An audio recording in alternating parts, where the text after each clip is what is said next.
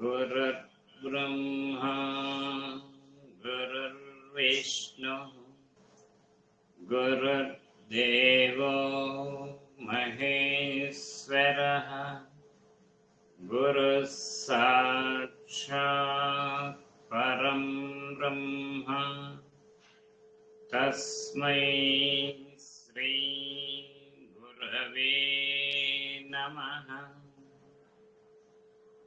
నమస్కారం master CVV.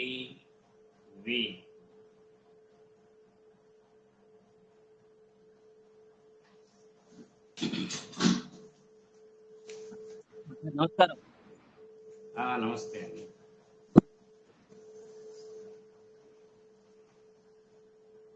21వ సూత్రంలోకి ప్రవేశిస్తూ ఉన్నాం. Now, as it is undeniable that the curative principle in medicine is not itself perceptible. Now it is undeniable that the curative principle in medicine is not itself perceptible. కనుక ఈ ఔషధాల్లో ఉండేటువంటి curative principal, నివారణ చేసేటువంటి పద్ధతి ఏదైతే ఉన్నదో అది it is not perceptible. అది మనకి కంటికి కనిపించేటువంటి విషయం కాదు. ఇంకా ఇట్ ఈస్ అన్డినయబుల్, మనం కాదనటానికి వీలు లేనటువంటి సత్యం. అంటే మందులో ఉన్నటువంటి, ఔషధంలో ఉన్నటువంటి నివారణాత్మక శక్తులు ఏవైతే ఉన్నాయో అవి కంటికి కనిపించినటువంటివి. It is not itself perceptible. అవి మనకి గమనికకు అందుబాటుగా ఉన్నటువంటివి కాదు. And is purely experiments with medicines conducted by the most accurate observers. అంటే ఎప్పుడు మనకు అది తెలుస్తాయి అంటే ప్రయోగాలు చేసినప్పుడు మాత్రమే తెలుస్తాయి. ఈ ప్రయోగాలు కూడా ఎట్లాంటి వాళ్ళు చేయాలి? ప్యూర్ ఎక్స్పెరిమెంట్స్, ఖచ్చితమైనటువంటి చక్కగా ప్రయోగం చేతనైనటువంటి వాళ్ళతో చేసినప్పుడు మాత్రమే వాటి యొక్క శక్తులు, ఔషధముల యొక్క శక్తులు అనేటువంటివి తెలుస్తాయి మనకి. Produced conducted by the most accurate observers, అంటే చాలా ఖచ్చితంగా పరిశీలించేటువంటి డాక్టర్స్ ఎవరైతే ఉన్నారో, వైద్యులు ఎవరైతే ఉన్నారో వాళ్ళు కరెక్ట్గా చక్కగా పరిశీలించినప్పుడు మాత్రమే ఆ ఔషధములలో ఉన్నటువంటి ఔషధ శక్తులు అనేటువంటివి మనకి తెలియటానికి వీలుంటుంది. ఇలాంటి ఇంకొక పరిస్థితుల్లో తెలియవు. అది nothing can be observed that can constitute them medicines or remedies except the power of causing distinct alterations in the state of the health of the human body. మానవుని యొక్క శరీరంలో ఆరోగ్యాన్ని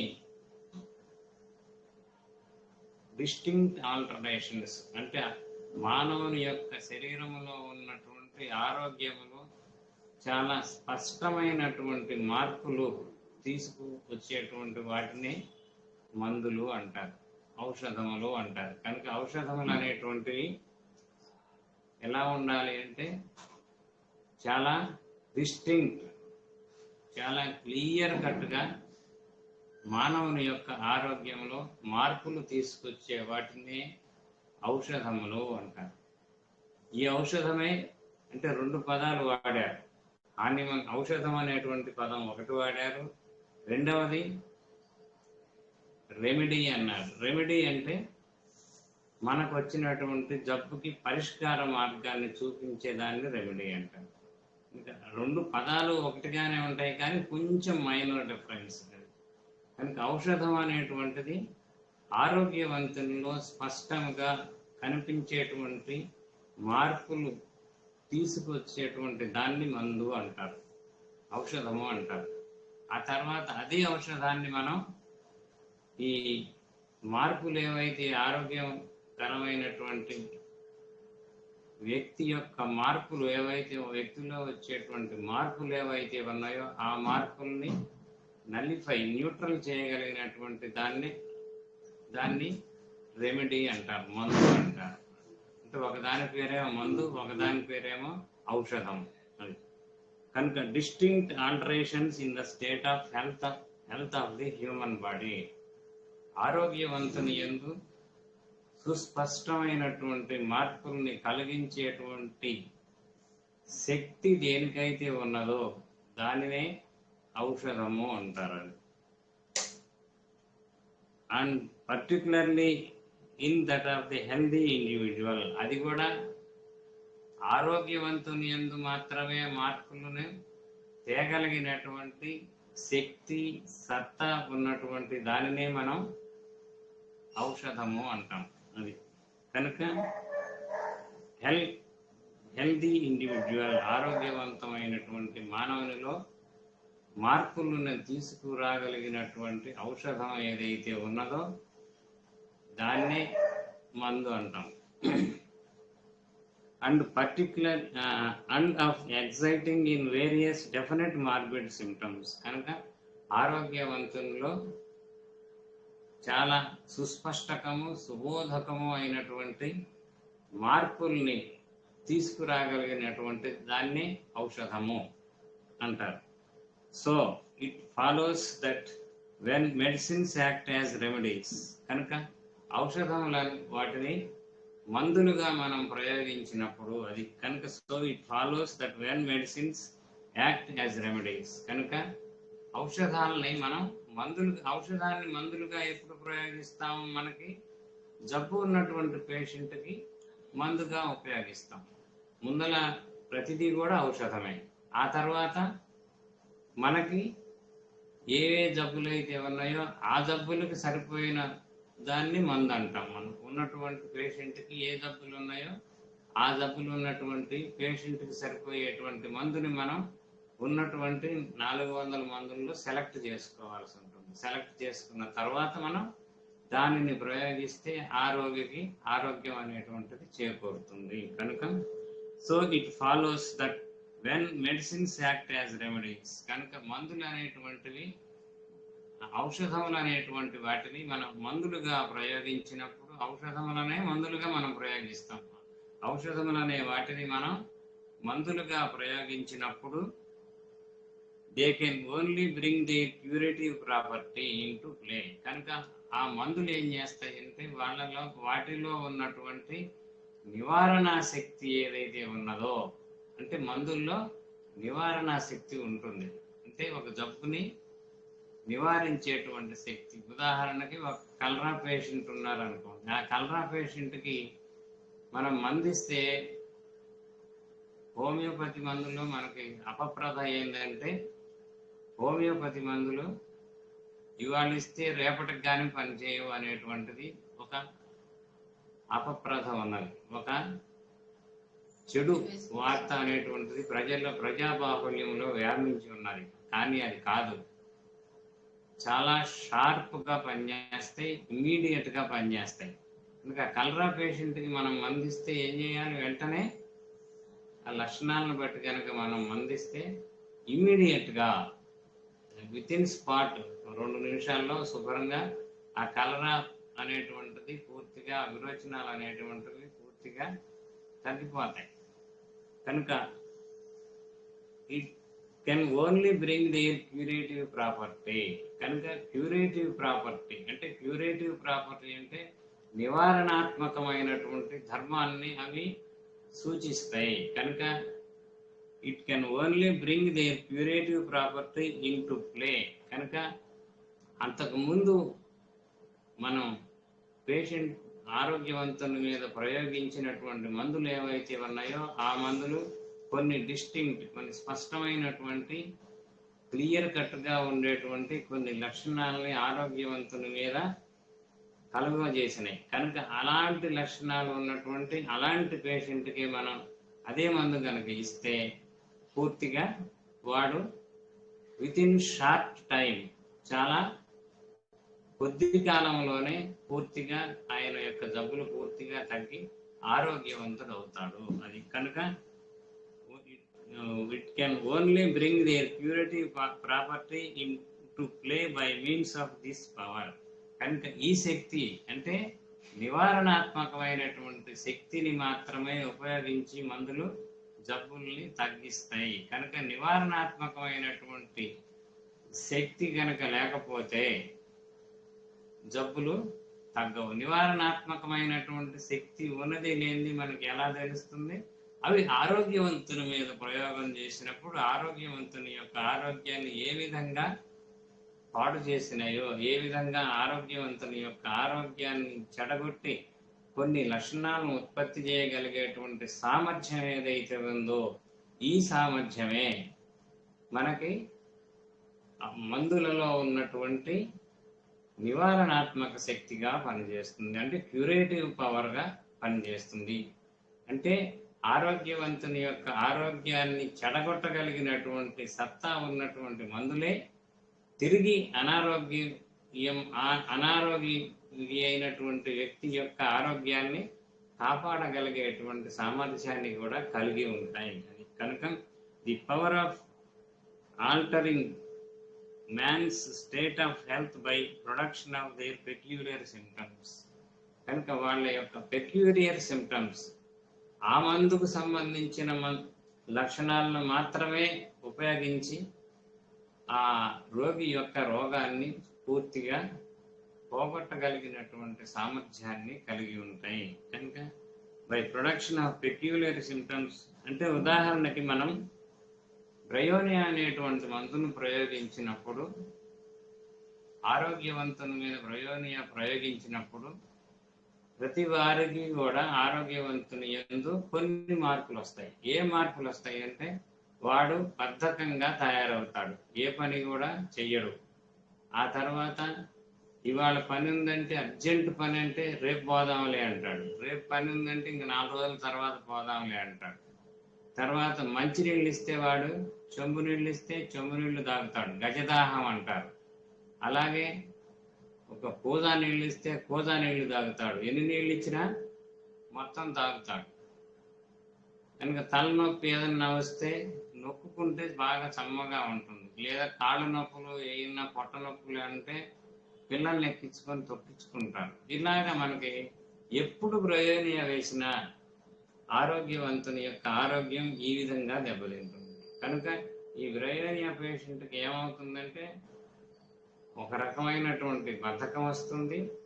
రెండో వైపు నుంచి అంటే ఏ పని చేయబుద్ధి కాదు, ఎప్పుడు రెస్ట్ తీసుకొని పడుకుంటే బాగుంటుంది. ఎంతసేపు ఉన్నా వాడికి rest rest rest wants to take rest always. ఎప్పుడు కూడా రెస్ట్ విశ్రాంతి కావాలని కోరుకుంటాడు. మంచినీళ్ళు ఎక్కువ తాగాలని కోరుకుంటాడు. అంటే దాహం ఎక్కువగా ఉంటుంది, గజదాహం ఉంటుంది, అందుకని ఎక్కువ నీళ్లు తాగడానికి ఇష్టపడతాడు. కనుక ఈ రకమైనటువంటి మార్పులు ఎప్పుడు మనం బ్రయోనియా ఆరోగ్యవంతుని మీద ప్రయోగించినా వస్తాయి. రెండో వైపున అట్లాంటి పేషెంటే ఉన్నాడు అనుకోండి, వాడికి కూడా అంటే వాడికి రోగం దేని వలన వచ్చిందో తెలియదు, మనకు తెలియదు. కానీ బ్రయోనియా మందుని ప్రయోగించినప్పుడు వచ్చినటువంటి లక్షణాలే ఆ పేషెంట్కి కూడా ఉన్నాయి. అప్పుడు ఈ బ్రయోనియా అనేటువంటి మందు ఆ పేషెంట్కి సత్వర కాలంలో వెంటనే వీలైనంత శీఘ్రముగా నివారణ కలుగజేస్తుంది. ఒకటేమో సహజమైనటువంటి వ్యాధి వలన వచ్చిన లక్షణాలు, రెండవదేమో మనం మందుని ప్రయోగించి ఆరోగ్యవంతుని మీద వచ్చినటువంటి మార్పుల్ని నోట్ చేసుకున్నాం. ఈ మార్పులు ఆ మార్పులు సరిపోయినాయి. అంటే వీడికి సహజమైన వ్యాధి వలన ఇవే లక్షణాలు వచ్చినాయి. వాడికి కూడా బద్ధకం ఉంటుంది, వాడికి కూడా ఎన్ని నీళ్ళు ఇచ్చినా తాగేస్తాడు. ఇట్లాగా మనకి పిల్లల్ని ఎక్కించుకొని తొక్కించుకుంటాడు. ఈ 3 లక్షణాలు ఉంటే బ్రయోనియా వేయచ్చు, ఇంకేం అందులో అనుమానం లేదు. కనుక ఈ 3 లక్షణాలు ఉన్నప్పుడు బ్రయోనియా వేస్తాం. వేసినప్పుడు వాడికి తలనొప్పి ఉన్నా పోతుంది, జాండీస్ ఉన్నా పోతుంది, ఏ జబ్బుండా పోతుంది. ఈ 3 ఉంటే చాలు. కనుక వీడికి సహజమైన వ్యాధి వలన వచ్చినటువంటి లక్షణాలు ఈ పేషెంట్కి. మనం అంతకు ముందే బ్రయోనియా ఆరోగ్యవంతుల మీద ప్రయోగించినప్పుడు ఇవే లక్షణాలు వచ్చినాయి. ఇప్పుడు ఈ పేషెంట్కి మనం ఈ మందును కనుక బ్రయోనియా అనేటువంటి మందును కనుక వేస్తే వాడి ఆరోగ్యం సత్వరంగా కుదుట పడుతుంది. అది మనకి ఇచ్చినటువంటిది హోమియోపతి పద్ధతిలో ఇచ్చినటువంటి విధానం. కనుక health by production of peculiar symptoms, కనుక వాడి ఆరోగ్యాన్ని కొన్ని ప్రత్యేకమైనటువంటి అంటే ఆ మందుకి ప్రత్యేకమైనటువంటి లక్షణాలని ఉత్పత్తి చేస్తుంది అన్నమాట అది. And that therefore we have only to rely on the morbid phenomena, కనుక మనం కనుక ఏ మందు దేనికి పనిచేస్తుంది అంటే ఈ మార్బిడ్ ఫినామినా మీదనే ఆధారపడి ఉండాల్సి ఉంటుంది. మార్బిడ్ ఫినామినా అంటే మనం చెప్పుకున్నాం ప్రాణశక్తిలో వచ్చినటువంటి మార్పులు. ఆ మార్పులు అనేటువంటివి, ఆ ప్రాణశక్తిలో వచ్చినటువంటి మార్పులు భౌతిక శరీరం మీద రిఫ్లెక్ట్ అవుతాయి. భౌతిక శరీరం మనకు తెలుస్తుంది వాడికి దాహం కావాలా వద్దా. దాహం కావాలి అంటే బ్రయోనియా ఇవ్వడానికి మనం అవకాశం ఉంటుంది. లేకపోతే వాడు బద్దకించుడు, ఇప్పుడు పడుకునే లెక్కలోనే ఉన్నాడు అనుకోండి, ఆ పడుకునే లెక్కలో ఉన్నటువంటి వాడికి లేదంటే పిల్లలతోటి పనులు చేయించుకున్నటువంటి వాడికి బ్రయోనియా వేయాల్సి ఉంటుంది. కనుక కొన్ని ప్రత్యేకమైనటువంటి లక్షణాలని ఆ మందుకు సంబంధించినటువంటి లక్షణాలు, ఇంకొక మందు లక్షణాలు ఉండవు. బ్రయోనియా అంటే బ్రయోనియా లక్షణాలే అది. కనుక peculiar symptoms and that therefore we have only rely, కనుక మనం దేని మీద నమ్మకం ఉంచాలంటే ఈ ఆరోగ్యవంతుని మీద ప్రయోగం చేసినటువంటి దాన్నే మనం ప్రామాణికంగా తీసుకోవాలి. ఆరోగ్యవంతుని మీద మందులు ఏ రకంగా అయితే ఔషధాలు ఏ రకంగా అయితే ఔషధ ప్రభావాన్ని చూపిస్తూ ఉన్నాయో ఆ దాన్నే మనం ప్రామాణికంగా తీసుకోవాలా. ఇంతకంటే ప్రమాణం ఇంకొకటి ఏది కూడా లేదు అది.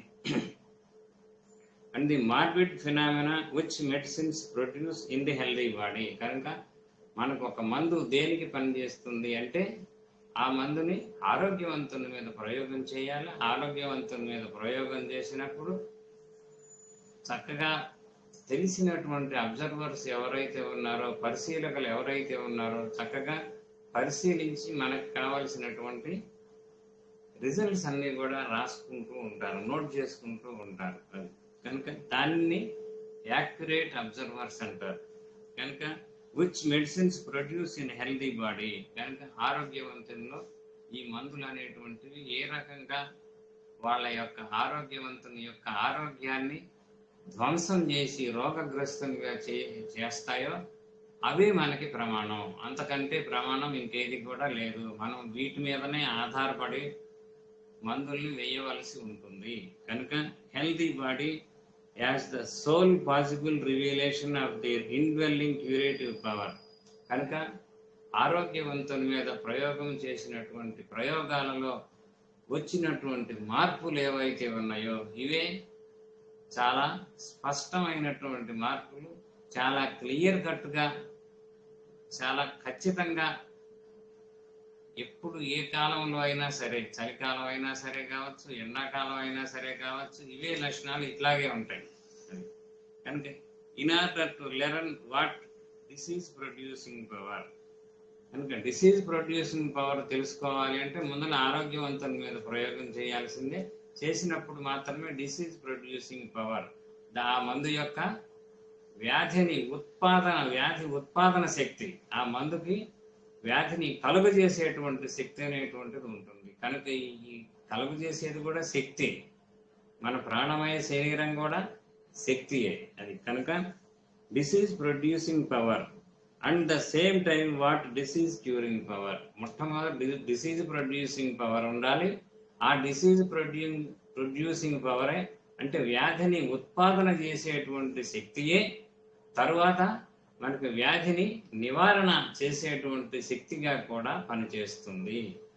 ఇంతకన్నా మంచి మార్గము లేదు, ఇది ఒక్కటే మార్గము. ఆరోగ్యవంతుని యందు మనకి ఏవేవి జబ్బులు అయితే ఈ మందులు ఉత్పాదన చేయగలుగుతాయో అదే మందులు రోగగ్రస్తునికి అదే రకమైనటువంటి జబ్బుల్ని కూడా నయం చేయగలిగేటువంటి శక్తిని కలిగి ఉంటాయి. కనుక ఏ మందు అయితే మనకి ఆరోగ్యవంతుని యందు రోగ లక్షణాలను పుట్టించే సామర్థ్యం కలిగి ఉంటాయో అవే మందులు అదే లక్షణాలు కలిగినటువంటి రోగికి సంపూర్ణంగా సత్వరముగా నివారణ చేసేటువంటి శక్తిని కూడా కలిగి ఉంటాయి. కనుక ఈ శక్తే అంటే వ్యాధిని ఉత్పాదన చేసేటువంటి శక్తియే వ్యాధిని నివారణ చేసే శక్తిగా కూడా పనిచేస్తుంది. అది కనుక ఈచ్ ఇండివిజువల్ మెడిసిన్ పోజెస్, కనుక ప్రతి మందు కూడా దేని లక్షణాలు దానికి ఉంటాయి. కనుక ఏ మందుకు ఆ మందు మనం లక్షణాలు చూసుకొని ప్రయోగం చేయవలసి ఉంటుంది. తర్వాత మాస్టర్ గారు ఏం చెప్పారు చూద్దాం.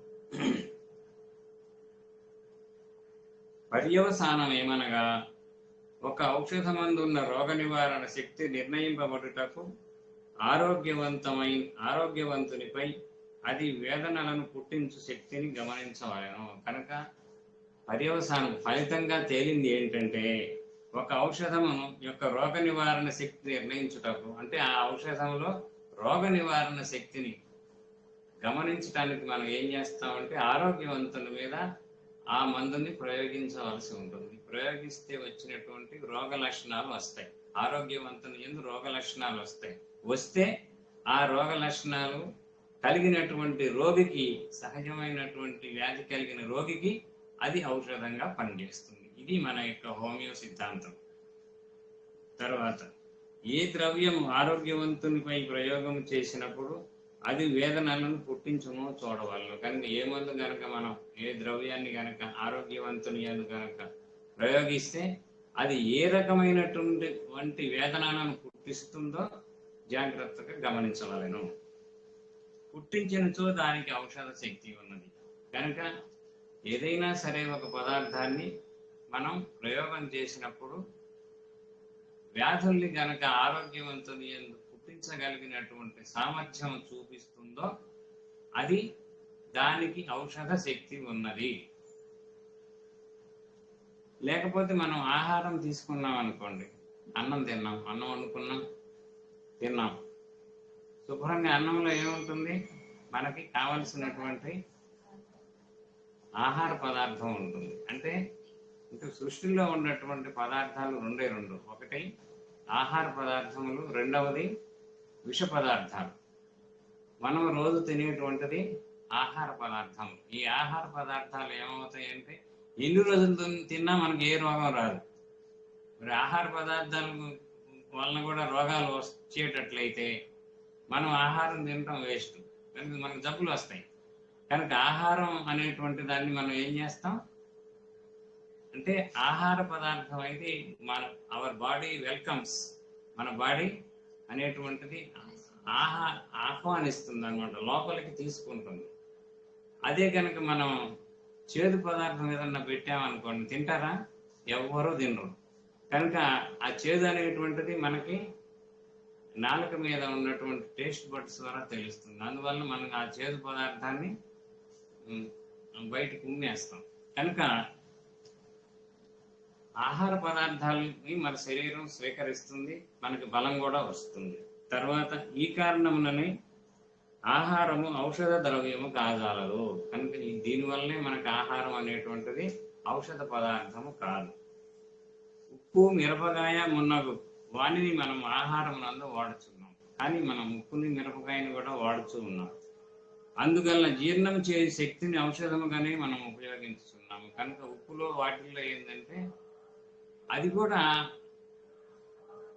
జీర్ణం చేసి, అంటే మనకి ఉప్పు అనేటువంటిది పూర్తిగా ఆహారం కాదు, ఆహారానికి జీర్ణం చేయడానికి పనికి వస్తుంది తప్పితే ఉప్పు అనేటువంటిది స్వయంగా అది ఆహార పదార్థం కాదు. అది ఇంకా ఉప్పు, మిరపకాయ మున్నగినవి స్వతంత్రంగా ఆహార ద్రవ్యములు కావు, అవి ఆహార ద్రవ్యాలు కావు. వానిని ప్రత్యేకముగా ఆరోగ్యవంతునిపై ప్రయోగించినచో తీవ్రమైన వేదనలు పుట్టును. కనుక వాటిని ఆరోగ్యవంతుని మీద ప్రయోగిస్తే, ఉప్పుని కనుక ప్రయోగిస్తే, మిరపకాయను కనుక ప్రయోగిస్తే ఆరోగ్యవంతుని యందు తీవ్రమైనటువంటి వేదనలు పుట్టును. ఆరోగ్యవంతుల్లో అనేక రకాలైనటువంటి మార్పులు వస్తాయి.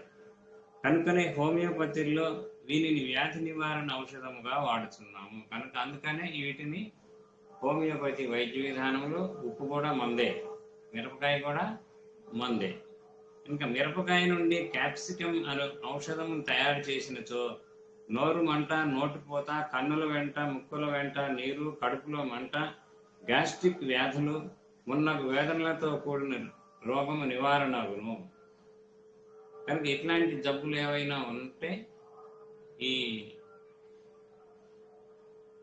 ఈ జబ్బులు కాస్త అంటే గ్యాస్ట్రిక్ అల్సర్స్ కానీ, కడుపులో మంట కానీ, గ్యాస్ కానీ ఇట్లాంటివన్నీ కూడా మనకి ఈ క్యాప్సికం అనేటువంటి మందు ఉత్పత్తి చేస్తుంది. కనుక ప్రొడ్యూస్ చేస్తుంది ఆరోగ్యవంతుని యందు.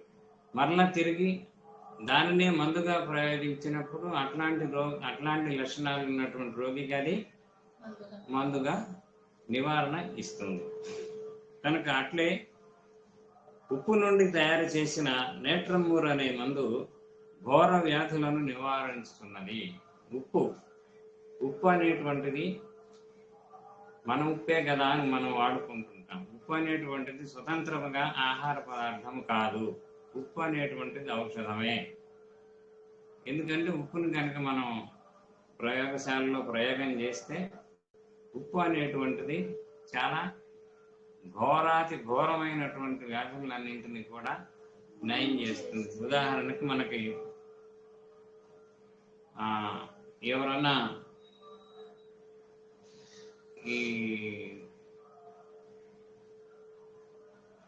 అంటే ఈ ప్రేమలో కూడా ఒక రకంగా అల్లకల్లోలం అయితే, అంటే ఒక చోట ఉండవలసినటువంటి ప్రేమ ఇంకొక చోట ఉంటుంది. అంటే భార్యని ప్రేమించాల్సినటువంటి వాడు పక్కింటి వాళ్ళని ప్రేమిస్తుంటాడు, లేకపోతే పెళ్లి కావలసినటువంటి పిల్లవాడు ఇద్దరు పిల్లలు ముగ్గురు పిల్లలు ఉన్నటువంటి ఆమెను ప్రేమిస్తుంటాడు. ఇట్లాగా ఉంటాయి అన్నమాట ఈ నేట్రమూర్ యొక్క వికారములు. మానసిక వికారములు ఈ రకంగా ఉంటాయి. కనుక ఈ రకమైనటువంటి మానసిక వికారములు సహజంగా ఏ కారణం వలన ఉన్నాయనుకోండి, అప్పుడు మనం నేట్రమూర్ కనుక మందు వేస్తే ఆ ప్రేమలు అనేటువంటివి సహజ స్థితికి వస్తాయి. ఇంట్లో వాళ్ళనే ప్రేమిస్తాడు. బయట వాళ్ళని కూడా ప్రేమించే అంత హృదయ వైశాల్యం అనేటువంటి తగ్గిపోయి ఇంట్లో వాళ్ళ వరకే ప్రేమలు అనేటువంటివి రిజర్వ్ చేసుకోవడం మొదలు పెడతాడు. కనుక ఇది మనకు ఆరోగ్యకరమైనటువంటి లక్షణం. రేపు నేట్రమూర్ చెప్పుకునేటప్పుడు మనం చాలా క్లియర్గా చెప్పుకుంటాం. ఇట్లాంటి కేసులు కొన్ని సోదాహరణగా చెప్పుకుంటాం. ఇంకా ఇది మనకి ఈ సూత్రంలో ఉన్నటువంటిది. నెక్స్ట్ లెక్సిస్లోకి వెళ్దాం.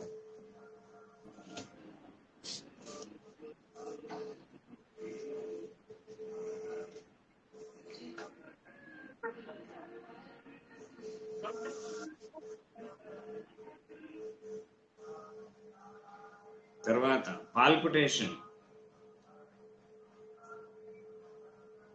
గుండె దడ, నీరసము,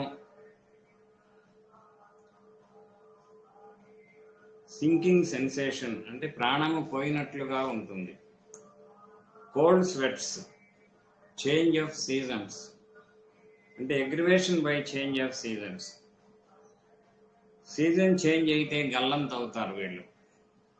అగ్రివేషన్ వామ్ అప్లికేషన్స్ అంటే వేడి అప్లికేషన్స్ మూలాన, అంటే వేడి నీళ్లు కానీ వేడిగా కప్పుకుంటాం మూలాన కానీ వాడికి గుండె దడ అనేటువంటిది ఎక్కువ వస్తుంది.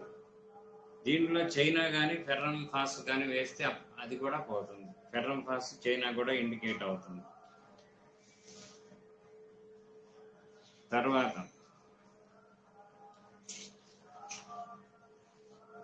Talking ill of others, all members of the family not cooperative to him. ఇంట్లో అంటే ఈ హయసామస్ గురించి చెప్తున్నాడు. టాకింగ్ ఇల్ ఆఫ్ అదర్స్ అంటే మిగిలిన వాళ్ళందరినీ కూడా చెడుగా చూపిస్తారు, చెడుగా మాట్లాడతారు.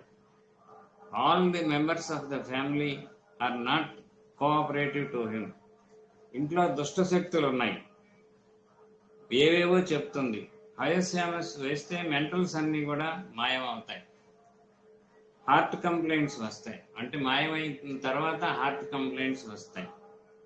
This is the situation that requires లెక్కసిస్. కనుక ఇప్పుడు ఈ హయస్యామస్ కనుక వేస్తే వచ్చినటువంటి మానసిక లక్షణాలన్నీ కూడా బాగుపడతాయి. అప్పుడు మనం లెక్సిస్ వేయాల్సి ఉంటుంది. లెక్సిస్ వేస్తే under Lachesis both mentals and physicals better. కనుక లెక్సిస్ కనుక వేస్తే మానసిక లక్షణాలు తగ్గుతాయి, భౌతిక లక్షణాలు కూడా గుండె దాడ ఇవన్నీ కూడా తగ్గుతాయి. And you repeat the dose, the case will be confused. కనుక రిపీట్ చేస్తే మటుకి కేసు అనేటువంటిది కన్ఫ్యూజ్ అవుతుంది, తికమక అవుతుంది. రిపీట్ చేస్తే కేసు కంప్ అయిపోతుంది. Lexis will work even after 1 year. Lexis అనేటువంటిది 1 సంవత్సరం తర్వాత కూడా పనిచేస్తూనే ఉంటుంది. ఒక్కసారి కానీ మనం ఒక డోసు వేస్తే అలాగా పనిచేస్తూ ఉంటుంది. So lexis is one of the drugs where you should be very care about repetition. కనుక లెక్సిస్ అనేటువంటి దాన్ని మనం రిపిటేషన్ అనేటువంటిది చాలా జాగ్రత్తగా చూసుకోవాలి. వాళ్ళకి అన్ని క్వశ్చన్లు పేషెంట్స్ అన్ని వేసి ఈ మందు ఎగ్జాస్ట్ అయిపోయింది అని మనం నిర్ణయించుకున్న తర్వాతనే మనం మందు రిపీట్ చేయవలసి ఉంటుంది. తర్వాత డ్రోసిరా అనేటువంటిది ఇంకొక మందు చెప్తున్నారు. డ్రోసిరా అనేటువంటిది మనకి కీటకాహార మొక్కలు అని ఉంటాయి. ఆ కీటకాలను తినేటువంటి మొక్కల్లో కూడా దీన్ని ఏమంటారు, నాన్ వెజ్ మొక్కలు ఉంటాయి. అవి నాన్ వెజ్ తింటాయి. కనుక షుడ్ నాట్ బి రిపీటెడ్. కనుక ఈ మందు అనేటువంటి దాన్ని రిపీట్ చేయకూడదు.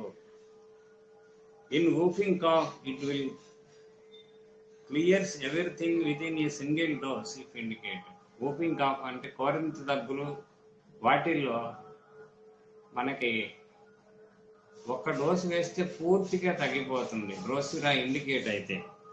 And there is no change, you should not repeat it.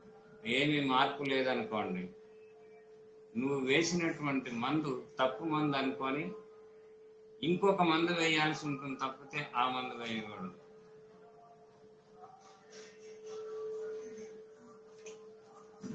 కనుక you should not repeat it. Highly dangerous to repeat. This drug in whooping cough, రోజు డ్రోసిరా వేస్తే అది తగ్గి రక్తం కక్కుకొని చస్తారు. కనుక డ్రోసిరా కనుక రోజు వేస్తే చాలామంది మెడికల్ షాపుల్లో డ్రోసిరా ఇష్టం వచ్చినట్టు వాడుతూ ఉంటారు. ఒక్కొక్కసారి లంగ్స్ అనేటువంటివి దాంట్లో బ్లీడ్ అయిపోయి శుభ్రంగా రక్తం కక్కుకొని చేస్తారు. కనుక ది లంగ్స్ బికమ్ అల్సరేటెడ్. కనుక ఊపిరితిత్తులు అనేటువంటివి మొత్తం పుండులాగా పడిపోతాయి. కనుక క్రానిక్ కేసెస్లో మెంటల్ సిమ్టమ్స్ బేస్ చేసుకొని మందు వేయవలసి ఉంటుంది. నాకు ఇట్లాగే ఒక కేసు వచ్చింది, బాగా పెద్ద ఆవిడ అనమాట. ఆవిడకి అంటే నాకు ఈ డ్రగ్ గురించి బాగా తెలియదు ఆ రోజుల్లో, ఈ డ్రోసిరా గురించి.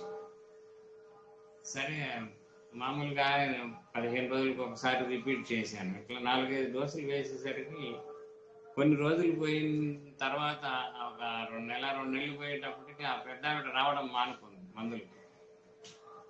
సరే కొన్ని రోజులు పోయిన తర్వాత ఏమైందంటే వాళ్ళ కోడలు వచ్చింది. అప్పుడు ఏం చేసిందంటే, మా అత్తయ్య గారికి మీరు కొన్ని రోజులు మందు ఇచ్చారు కదండి, ఆవిడ చనిపోయారు, అందుకని ఈ 200 ఉంచండి అంటే. నాకు తర్వాత ఎప్పుడు ఈ లెక్సిస్ అనేటువంటిది మాస్టర్ గారు నోట్స్ అనేటువంటిది దాన్ని చూసిన తర్వాత నాకు అప్పుడు అర్థమైంది నేను ఎంత పొరపాటు చేశానని. కనుక లెక్సిస్ అనేటువంటిది డ్రోసిరా అనేటువంటి మందుని పొరపాటును కూడా రిపీట్ చేయకూడదు.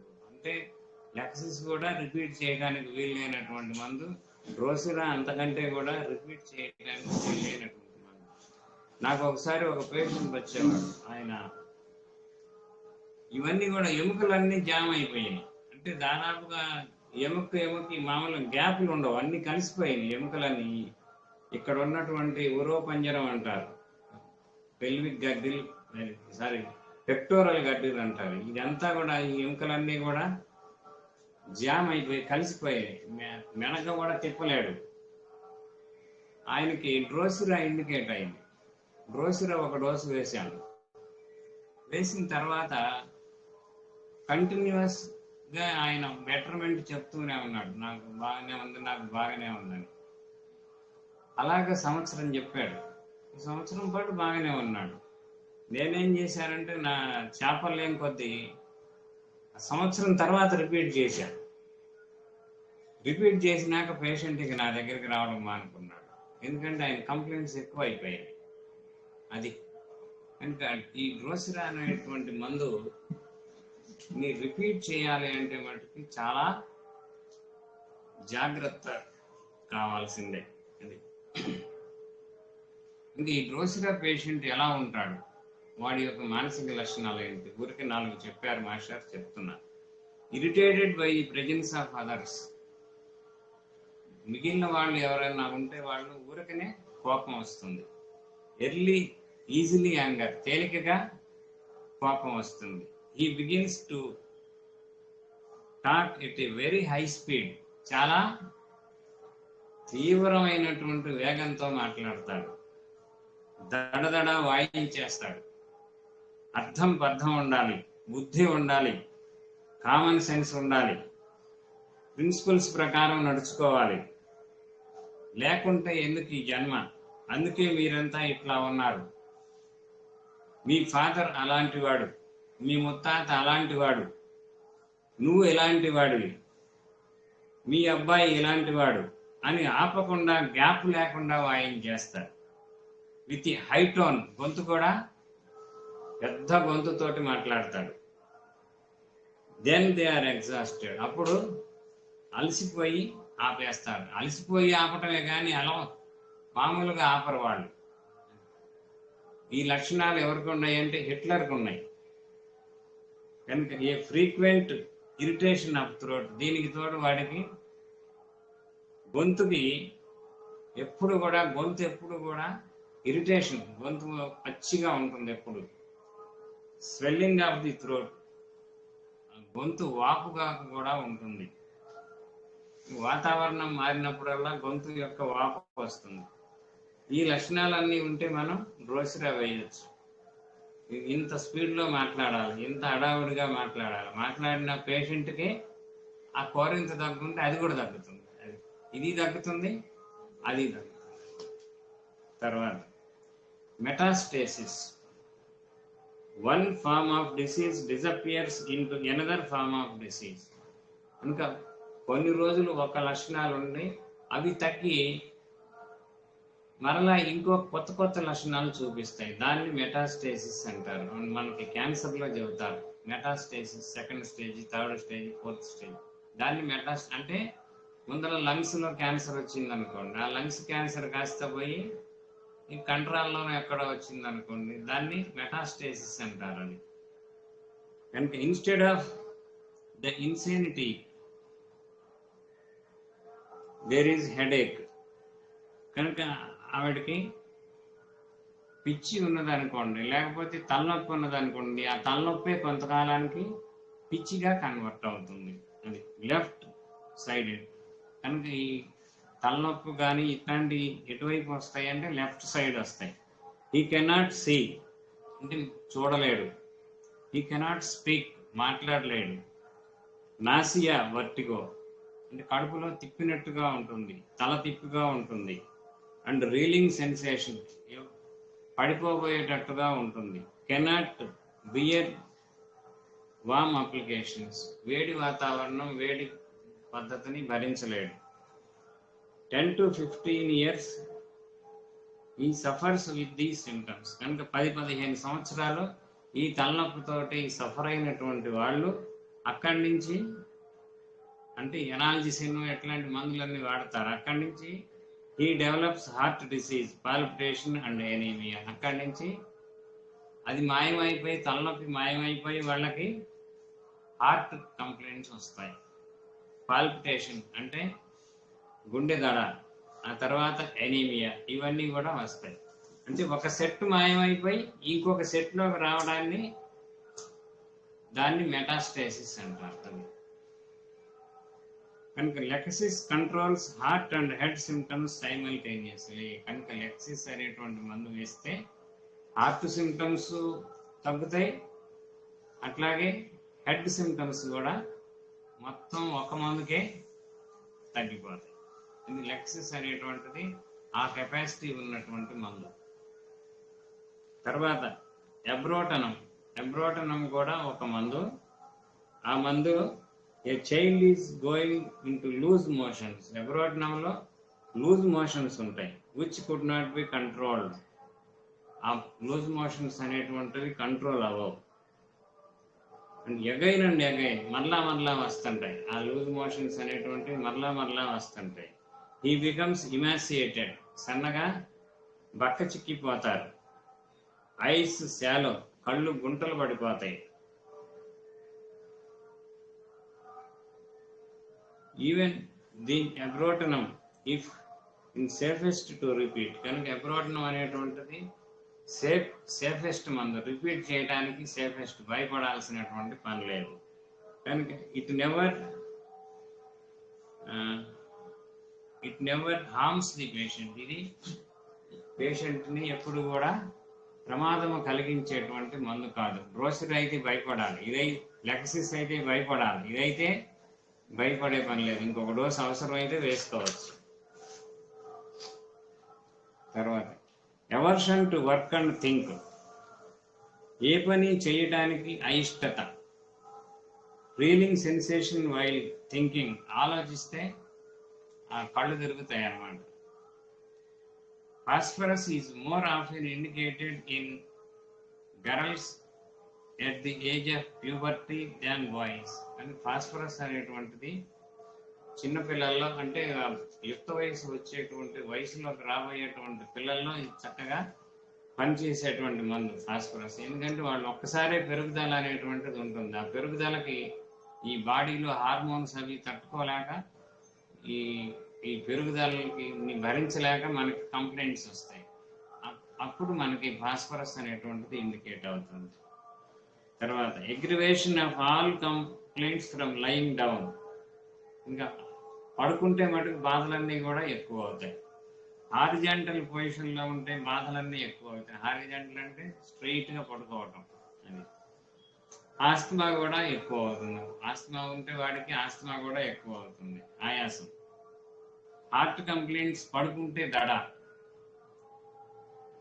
Days and nights the fellow sits like that. రాత్రులు పగళ్ళు అలాగా కూర్చొనే ఉంటారు. తర్వాత సర్జింగ్ సెన్సేషన్. రక్తమంతా ఒక చోట కూడినట్లుండుట, రక్తమంతా తలలో చేరినట్లుండుట, రక్తమంతా తలలోనికి వెళ్ళుచున్నదంటారు. బుర్ర గిర్రని తిరిగిపోతుంది, కళ్ళు తిరుగుతాయి, గుడ్లు లాగేస్తుంటాయి. Head is heavy, the eyes are thrown out as if the much of the blood is throwing the eyes out. కనుక ఈ కళ్ళని బయటికి నెట్టేస్తుంది అన్నమాట. రక్తం అనేటువంటిది ఒక్కసారిగా ప్రసరించేటప్పటికి రక్త ప్రసారం యొక్క వేగాన్ని తట్టుకోలేక కళ్ళు కూడా బయటికి పొడుచుకొని వస్తుంటాయి. He feels the sensation as if the head would burst. ఇంకా తల పగిలిపోతుందేమో అన్నట్లుగా బాధపడిపోతుంటాడు. Sits down, he never sleeps. కూర్చొనే ఉంటాడు కానీ నిద్రపోడు. చెయ్యి నెత్తిని పెట్టుకుంటాడు. రక్తం అంతా గుండెలోనికి వస్తుంది, రక్తనాళాలు బ్రద్దలవుతున్నాయి అంటాడు. Sometimes he says that the blood is rushing into the lungs. ఒక్కొక్కసారి ఊపిరితిత్తుల్లోకి రక్తం అంతా వచ్చి చేరుతుంది అంటాడు. తర్వాత waves of pain that synchronises with pulse. అంటే నొప్పి అలలలాగా ఉంటుంది అన్నమాట. ఇలాగా ఉంటుంది, మనకి చెరువులు అలలు ఎలా ఉంటాయో అలా ఉంటుంది, సముద్రంలో అలలలాగా ఉంటుంది అన్నమాట. ఇంకా waves of pain that synchronises with the pulse. అంటే గుండెలో ఉండేటువంటి పల్స్ మనకి ఇక్కడ తెలుస్తుంది. కనుక అలాగ పల్స్ ఎలా అయితే అలల్లాగా ఉంటుందో అలాగా అలల్లాగా ఉంటుంది అన్నమాట. Pain from changing the position. అంటే ఏమాత్రం కదిలినా సరే బాధలు ఎక్కువ అవుతాయి. అంటే బ్రయోనియా లాగా. If he stands up the head would burst. లేచి నిలబడ్డాడు అనుకోండి, అప్పుడు తలంతా కూడా పగిలిపోతుందేమో అన్నంత బాధ ఉంటుంది. లేచి కూర్చుంటే కూర్చునగానే ఎక్కువ అవుతుంది, కాసేపటికి తగ్గుతుంది. తర్వాత headaches begins in the morning. Headaches అనేటువంటి ఉదయం మొదలవుతాయి. Continue for any length of time. ఎప్పుడు తగ్గుతుందో బ్రహ్మదేవుడు చెప్పాల్సిందే, తగ్గనే తగ్గదు. Most probably it starts with the end of the sleep. ఎప్పుడు మొదలవుతుందంటే మనకి నిద్ర ఎప్పుడైతే ఆగిపోతుందో అప్పుడు మొదలవుతుంది, అంటే మేల్కోగానే మొదలవుతుంది. నాసియా అండ్ వామిటింగ్, దీనితో పాటు నాసియా అంటే వికారం, వాంతి. తర్వాత థాట్స్ వ్యానిషింగ్, ఆలోచనలు రావు. ఈ కెనాట్ థింక్, ఆలోచన చేయలేడు, అంటే ఈ తలనొప్పితోటి ఏ ఆలోచన కూడా చేయలేడు. He incline to turn to left, అంటే వాడు ఎంతసేపటికి ఎడమ వైపు పడుకుంటే బాగుంటుంది. Even in the epileptic fit the fellow turns left automatically, అంటే మూర్ఛ రోగాల్లో కూడా ఆటోమేటిక్గా ఎడమ వైపు తిరిగి పడుకుంటాడు. More often he gets fits in sleep. Fits కూడా ఎక్కువ నిద్రలోనే వస్తాయి. ఇక మూర్ఛ వ్యాధిగ్రస్తుడు మూర్ఛలో ఎడమ వైపుకు తిరుగును, మూర్ఛలు తరచుగా నిద్రలోనే వచ్చును. During severe headache the extremities are cold. బాగా తలనొప్పిగా ఉన్నప్పుడు కాళ్ళు చేతులు చల్లగా నుండును. తర్వాత పల్సేట్స్, రక్తనాళములన్నీ సంకోచ వ్యాకోచములు పొందుచుండును. మీరు చూసినా పల్స్ కనిపిస్తుంది, ఎక్కడ చూసినా పల్స్ కనిపిస్తుంది వీడికి. మనకి ఎక్కువ రేడియల్ పల్స్ రేడియల్ ఆర్టరీ దగ్గరే ఉంటుంది ఇక్కడ. ఈ వీళ్ళకి ఎక్కడ చేయి పెట్టినా టక టక కొట్టుకుంటుంది అనమాట అది. తర్వాత కనుక శరీరం కదలదు కానీ ఒళ్ళంతా కదులుతున్నట్లుగా ఉండను, అందువల్ల శరీరం కదలను కానీ ఒళ్ళంతా కూడా కదులుతున్నట్లుగా ఉంటుంది. తర్వాత weight and pressure, great weight of the body. శరీరం చాలా బరువుగా ఉండును, నొక్కుచున్నట్లు ఉండును. He feels that it is pressed.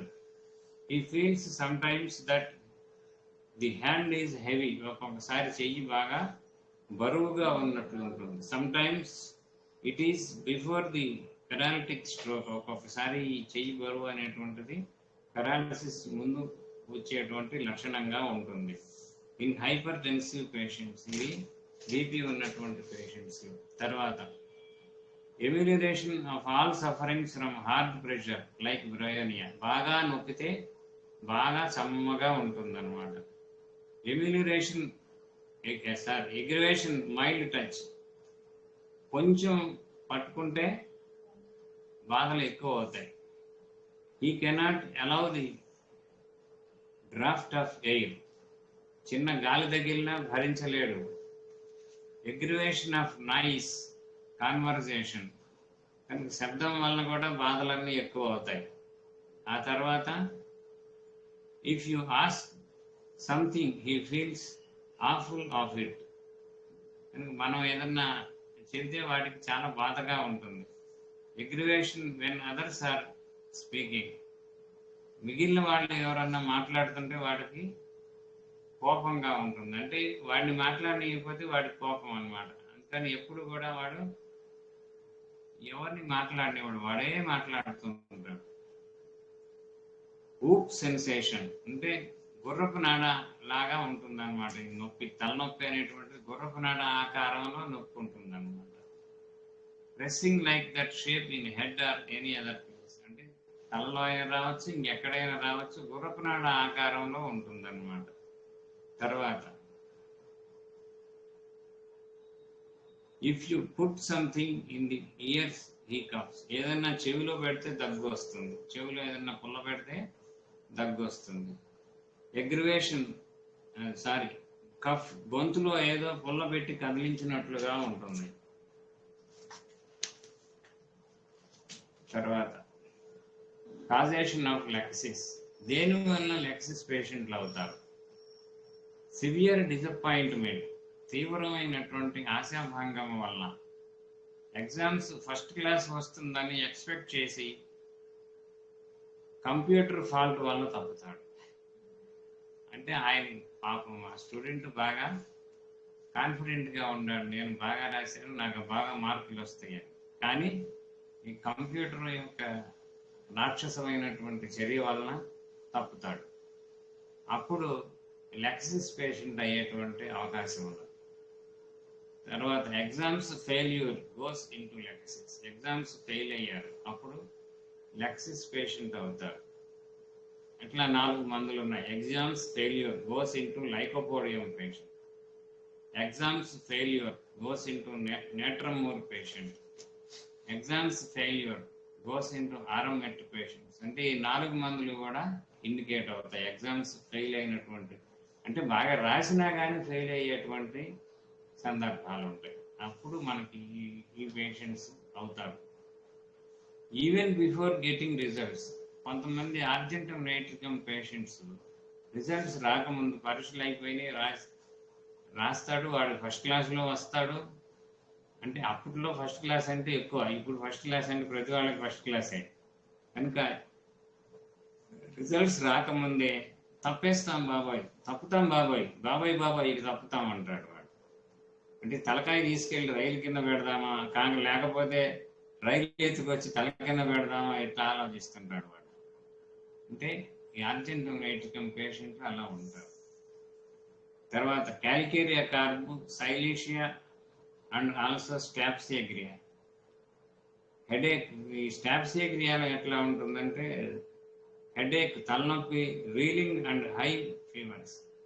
కనుక ఈ తలనొప్పి స్టాప్సియాగ్రియా వాళ్ళకి రిజల్ట్స్ అయిపోయిన తర్వాత రీలింగ్ అంటే తల అనేటువంటి తిరుగుతూ ఉంటుంది, హై ఫీవర్ కూడా వస్తుంటుంది. అంటే వాడు ఎక్స్పెక్ట్ చేసినటువంటి రిజల్ట్స్ రాలేదు. అందుకని పిల్లవాడిని సినిమాకి తీసుకెళ్తానని తీసుకెళ్ళకపోయినా స్టాప్సియాగ్రియా పేషెంట్ అవుతారు. అంటే ఇక్కడ కూడా ఆశలు భంగం అవుతాయి.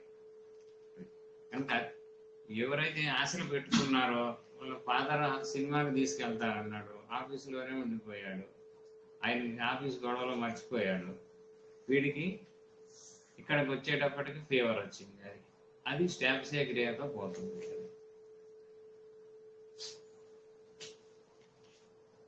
తర్వాత nausea and pain in the stomach with loose motions, vomitings. అప్పుడు కోలోసింత్ అనేటువంటి మందు, అంటే కడుపులో తిప్పుతుంటుంది, కడుపులో నొప్పి ఉంటుంది, ఆ నొప్పి కూడా డబల్, అంటే ముందుకు వంగితే తగ్గుతుంది, లూజ్ మోషన్స్, వామిటింగ్స్, వాంతులు, ఇవన్నీ ఉంటే కోలోసింత్ వేయాల్సి ఉంటుంది. కనుక ఇంకొకటి లవ్ డిసప్పాయింట్మెంట్. ఎవరినో ప్రేమించేశారు, ఆ ప్రేమ సఫలం కాలేదు, ఆ అమ్మాయికి వేరే వాళ్ళ నుంచి పెళ్లి చేశారు, ఇక వీడికి మామూలుగా ఉండదన్నమాట, ఇక అమ్మాయి లేకపోతే ఎలా ఎలా ఎలా ఇది. కనుక అప్పుడు మనకి హయోసామస్, ఇగ్నేషియా పనిచేస్తాయి. తర్వాత లెక్సిస్, పర్మనెంట్ ఇన్సానిటీ. ఒక్కొక్కసారి లెక్సిస్లో ఇట్లాంటి జరిగినప్పుడు పర్మనెంట్ ఇన్సానిటీ, పూర్తిగా పిచ్చోడు అయిపోతాడు, అసలు ఇక మన లోకమే ఉండదు. అట్లాంటి వాళ్ళకి కూడా లెక్సిస్ అనేటువంటిది మరలా తిరిగి మామూలు జీవితాన్ని ప్రసాదించేటువంటి శక్తి కలిగి ఉన్నటువంటి మందు. తర్వాత shattered hopes. Past 15 years he is a good business man. అంటే ఒక కథ చెప్తున్నారు మాస్టర్. 15 సంవత్సరాల నుంచి బాగా వ్యాపారం చేశాడు. No good understanding between him and ITO. అంటే ఇన్కమ్ ట్యాక్స్ ఆఫీసర్కి ఈయనకి సరి అయినటువంటి సమన్వయం లేదు. అంటే వీళ్ళు లెక్కలు సరిగా వేసి ఉంటారు, లేకపోతే వాళ్ళు కావాలని ఇరికిచ్చుంటారు, 2 రకాలు ఉంటాయి. అప్పుడు అట్లాంటి కేసెస్లన్నీ కూడా ఈ ceases, ITO and ceases is business. ITO ఏం చేశాడంటే వాళ్ళ బిజినెస్ని సీజ్ చేసి పడేశాడు. అప్పుడు మనకి లెకసిస్, లైకో అండ్ నేట్రమోర్, ఈ 3 మందులు మనకి వస్తాయి. లెకసిస్ ఎట్లా ఉంటారంటే no liking to meet friends. వాళ్ళ యొక్క స్నేహితులు ఎవరిని కూడా కలవటానికి ఒప్పుకోరు. టు కాన్వర్జేషన్, మాట్లాడటానికి కూడా ఒప్పుకోరు. ఫీల్స్ ది హెడ్ హెవీ, తల ఇందాక చెప్పుకున్నాం తల బరువుగా ఉంటుంది. సివియర్ హెడేక్, తీవ్రమైనటువంటి తలనొప్పి. Develops, cannot think or read. కనుక హెడేక్ డెవలప్స్ అంటే తలనొప్పి వస్తుంది. కెనాట్ థింక్ ఆర్ రీడ్, చదవలేడు, ఆలోచన చేయలేడు. Becomes suspicious of everyone, దీనికి ఉన్నటువంటి ముఖ్యమైన లక్షణం ప్రతి వాడిని కూడా అనుమానిస్తూ ఉంటాడు. Even his brother in law seems to be a spy of the IT department. కనుక వాళ్ళ యొక్క బావమరిది కూడా ఐటీ డిపార్ట్మెంట్కి గూఢచారిగా పనిచేసేవాళ్ళలాగా వాడికి కనిపిస్తాడు. ఇంట్లో ఉన్న బావమరిదిని కూడా వీడు ఐటీలోకి స్పైగా అనుమానిస్తాడు. కనుక ఇంట్లో ఇంకేమన్నా పేపర్స్ మిగిలి ఉన్నాయేమో చూడడానికి వాడు ఇక్కడ ఉన్నాడంటాడు బావమరిదిని. He suspects that every one is to సచ్ his secret papers and submit them to IT department. కనుక ఇంట్లో ఉన్నటువంటి ప్రతి వాళ్ళు కూడా ఐటీ డిపార్ట్మెంట్కి నా యొక్క పేపర్స్ అన్నీ కూడా secret papers, business secret papers అన్నీ కూడా ఐటీ డిపార్ట్మెంట్ వాళ్ళకి సబ్మిట్ చేయడానికి అందరూ పనిచేస్తున్నారు అని వీడు అనుమానిస్తాడు. Feels very much pain on the shoulders, ఈ భుజాల మీద విపరీతమైనటువంటి నొప్పులు. It descends to muscles and nerves. కనుక అది నరాల్లోకి కూడా, కండరాల్లోకి, నరాల్లోకి కూడా ఆ బాధలన్నీ కూడా వస్తాయి. ఇది ఒక కేసు అన్నమాట. నాకు తెలిసినటువంటి వాళ్ళు ఒకళ్ళు ఉన్నారు ఇట్లాగే. ఆ అబ్బాయి కూడా సంథింగ్ గుంటూరు దగ్గర పల్లెటూరులో బిజినెస్ చేశాడు, వ్యాపారం చేశాడు. చేసిన తర్వాత ఆయన ఏమైందంటే కొన్ని అంటే స్కీమ్స్ లాగా పనిచేస్తారు వీళ్ళు. కొన్ని వస్తువులు ఇస్తారు, ఆ వస్తువులకి మళ్ళా డబ్బులు మెల్లగా వసూలు చేసుకుంటుంటారు. అట్లా స్కీమ్ లాగా చేసేటప్పుడు ఆ డబ్బులు జనం ఎగ్గొట్టేశారు. ఎగ్గొట్టేటప్పటికి ఆయన ప్రతి వాడిని కూడా ఇక అనుమానించడం మొదలుపెట్టాడు. ఈవెన్ బావమర్దిని కూడా అనుమానించడం మొదలుపెట్టాడు. అసలు వీడు అనుమానించిన వాడు అంటూ ఉన్నాడు. చివరికి కొన్ని రోజులు పోయేటప్పటికి ఇట్లా చేసి కొన్ని ఒక నెల, 2 నెలలు, లేకపోతే ఒక 5-6 నెలలు పోయేటప్పటికి శ్రీశైలం వెళ్ళి చనిపోయాడు, ఆత్మహత్య చేసుకున్నాడు. కనుక ఇలా ఉంటుందన్నమాట కేసు. తర్వాత సడన్ షాక్స్, అంటే సడన్ గా షాక్ తగిలినటువంటి వాళ్ళకి ఎలా ఉంటుంది. Aconite, Ignatia and coffea. కనుక ఇట్లాంటి కేసెస్ అన్నింటిలో ఈ 3 పనిచేస్తాయి. తర్వాత గ్రీఫ్ అంటే విచారం, దానిపై వచ్చే విషాదం, అప్పుడు కూడా లైకోపోడియం, లెకసిస్ పనిచేస్తాయి. ఇట్లాంటి వాటిల్లో మళ్ళీ ఇంకా కొన్ని ఉన్నాయి. ఇగ్నీషియా, హయాసియానస్, యాసిడిఫాస్, నేట్రమోర్ అండ్ ఆరమెట్, ఇవన్నీ కూడా పనిచేస్తాయి. తర్వాత హిస్టరీ ఆఫ్ స్నేక్ బైట్స్. ఈ హిస్టరీ ఆఫ్ స్నేక్ బైట్స్, పాములు అంటే ఇదివరకు ఆయుర్వేద మందుల్లో ఆ జబ్బు కనుక సీరియస్గా ఉండి తగ్గకపోతే అప్పుడు పాము గరళం అని పోసేవాళ్ళు. పాము యొక్క విషాన్ని అత్యంత బాగా డైల్యూట్ చేసి దాంట్లో ఒక చుక్క వేసేవాళ్ళు. వేస్తే ఆ జబ్బులు తగ్గిపోయి ఆ తర్వాత ఏమవుతుందంటే డైరెక్ట్ పాము విషయమే కదా వేసింది, అందుకని ఏదో కొన్ని కంప్లైంట్స్ మిగిలిపోతాయి వాళ్ళు. అసలు జబ్బులు తగ్గిపోతాయి. ఏ జబ్బుతో సఫర్ అవుతున్నాడో ఆ జబ్బు తగ్గిపోయి ఆ తర్వాత కొన్ని కంప్లైంట్స్ మిగిలిపోతాయి. ఒకసారి నాకు ఇట్లాగే ఒక పేషెంట్ వచ్చి ఆయనకి ఇట్లాగే చెప్పాడు, పాము గరళం పోసారు నాకు చిన్నప్పుడు అని. ఏదో జబ్బు చేస్తే ఆ జబ్బుకి సంబంధించి పాము గరళం పోసారు. పాము గరళం పోస్తే బతికాడు. అక్కడి నుంచి ఆయనకి దాదాపు ఇది ఒక 7-8 సంవత్సరాల వయసులో జరిగింది. నాకు పేషెంట్గా వచ్చేటప్పటికి 40 ఏళ్ళు ఉంటాయి. అప్పుడు ఆయన ఏం చేశాడంటే, నాకు పులిపురికాయలు ఉండే, పులిపురికాయలకు మందేయమన్నాడు. నేను కొత్తగా మందులు నేర్చుకున్నటువంటి రోజులయ్యి. ఆ పులిపిరికాయలు వేసాయి తూజా అన్న. తూజా 200 అనేటువంటిది ఒక మందు వేశాను. వేస్తే ఆయన పులిపిరికాయలు కూడా రాలిపోయినాయి. అదృష్టం, పులిపిరికాయలు కూడా రాలిపోయి ఆ తర్వాత ఆయనకి ఈ పాము గరళం పోసిన దగ్గర నుంచి తలనొప్పి ఒకటి పట్టుకుంది. ప్రతిరోజు తలనొప్పి వచ్చేది. ఆ తలనొప్పికి కూడా పోయింది. అది ఎందుకు పోయిందో నాకు తెలియలా. సరే, తర్వాత నేను పుస్తకాలు చదువుతూ ఉంటే అప్పుడు తూజాలో ఒక లక్షణం రాసింది, హిస్టరీ ఆఫ్ యానిమల్ బైట్స్. అంటే ఏ జీవి అయినా సరే, ఏ జంతువు అయినా సరే ఇంకొక జంతువును కరిచినప్పుడు ఆ కరిచినటువంటిది అది విషం కింద పనిచేస్తుంది. మనకి పాము కావచ్చు, ఇంకా వేరే జంతువు కావచ్చు, ఆ కరిచినప్పుడు అది విషం కింద పనిచేసి మనకి ఉన్నటువంటి కొత్త లక్షణాలు ఆ విషానికి సంబంధించినటువంటి, అంటే మనిషి గరిచినా కానీ విషమే, కుక్క గరిచినా విషమే. కనుక అక్కడి నుంచి కొత్త కొత్త లక్షణాలు వస్తాయి మనకి. అంటే ఏంటి, ఆ పాము విషం వేసిన తర్వాత, ఆ పాము యొక్క విష ప్రయోగం జరిగిన తర్వాత ఆయనకి చక్కగా తలనొప్పి అనేటువంటిది బాగా కుదురుకున్నది అనమాట. 40 సంవత్సరాల నుంచి ఆయన బాధపడుతూ ఉన్నాడు. తూజా ఒక డోసు వేసేసరికి పోయింది. కనుక లెక్సిస్ పనిచేస్తుంది, అలాగే తూజా కూడా పనిచేస్తుంది.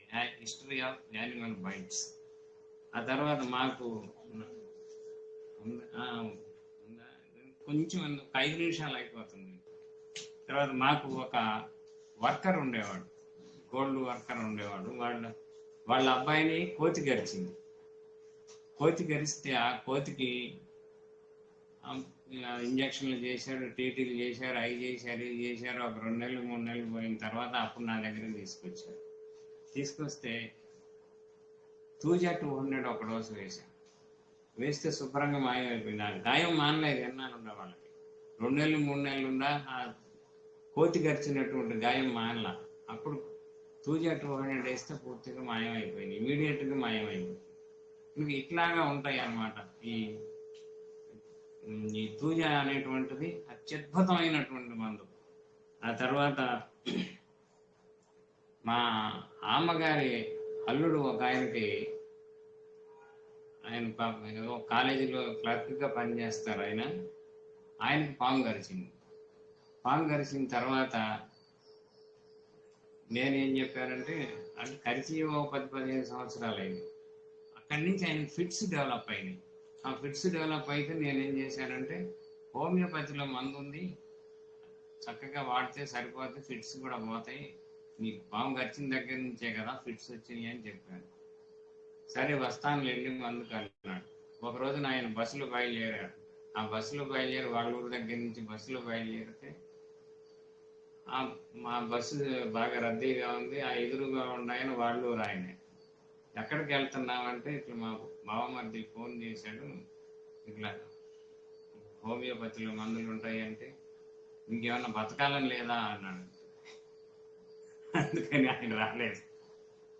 తర్వాత ఏంది బావగారు రాలేదంటే ఇలా అన్నాడు. వాళ్ళు కర్మట్టు పట్టింది, మనం ఏం చేస్తాం. తర్వాత ఆయన కొంతకాలానికి చనిపోయాడు. ఈ ఫిట్స్ కానీ ఎవరైనా ఏ కంప్లైంట్ అయినా కానీ. ఈ లెక్సిస్ యొక్క వ్యవహారం అలా ఉంటుందన్నమాట. అంటే మనకి ఈ పాము గరళం వాడినటువంటి కేసుల్లో లెక్సిస్ అయినా వేయచ్చు, తూజా అయినా వేయచ్చు. తర్వాత radiant heat spoils the lexis. కనుక మనం లెక్సిస్ కనుక మందు వేస్తే, పొయ్యి దగ్గర అన్నం వండే చోట కానీ కొలిమి దగ్గర కనుక లెక్సిస్ వేసుకున్న 24 గంటల లోపల ఉంటే ఆ మందు కాస్త వెళ్ళిపోతుంది, పనిచేయదు. Alcohol sure antidote within 24 hours. 24 hours దాటినాక ఇంకా ఆ మందుని ఇవి కూడా అందుకోలేవు. తర్వాత సాల్ట్ వాటర్ కూడా లెక్సిస్ పొరపాటును వేసామనుకోండి, 24 గంటల్లో ఈ సాల్ట్ వాటర్ కూడా యాంటీడోట్ చేస్తుంది. తర్వాత good complements after Lachesis, Alumina 1, arsenic, Belladonna, Cocculus Indicus, Merc Sol, acid nit, Nux Vomica and acid phos, Crotalus Rhus Tox. తర్వాత లెక్సిస్కి డల్కమెరా అనేటువంటిది ఎనిమికల్స్. అంటే ఒకదాని తర్వాత ఒకటి ఈ మందులు రెండు కూడా వాడకూడదు. తర్వాత పిరియాడిసిటీలో ఇది నంబర్ 1 మందు అనమాట, ranking drug. Sulphur, సోరినం, ట్యూబర్క్యులినం, ఆర్సినికాల్, thuja, China వీటన్నిటితో పాటు పిరియాడిసిటీలో కూడా చాలా చక్కగా పనిచేసేటువంటి మందు. దీంతో లెక్సిస్ అయిపోయింది. ఏమన్నా డౌట్స్ ఏమన్నా ఉన్నాయండి?